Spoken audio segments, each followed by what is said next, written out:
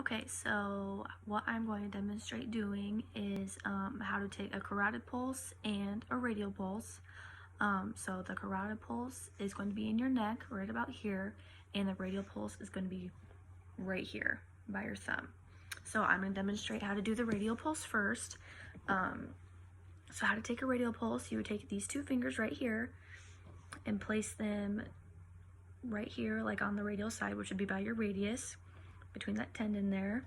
And then you feel for the pulse, and you can count 60 seconds or you can count 10 seconds and times it by 6, and then you would get your pulse.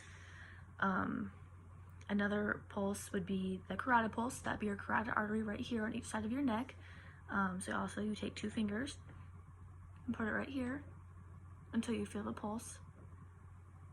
And then again, you could either do 60 seconds or you can times it by, do 10 seconds and times it by 6 as well. I just learned how to do these last semester in my basic skills class for PTA. And the reason that they are teaching us how to do this is because, you know, in any medical field, you're going to be taking pulses, you're going to be, doing blood pressure, any type of vitals. So they wanted to make sure that we knew how to do it before, we go on clinical rotations or before we get our jobs as well. And I think it's a very beneficial thing to learn because, like, say a family member, is having shortness of breath or, not feeling well, how to do that kind of stuff. So I think that's very beneficial for us to learn that. There's also a lot of other places that you could take pulses to.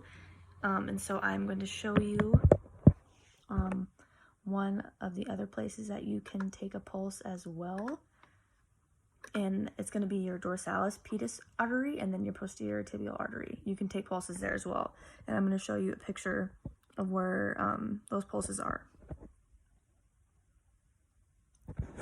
And that is my talk about pulses.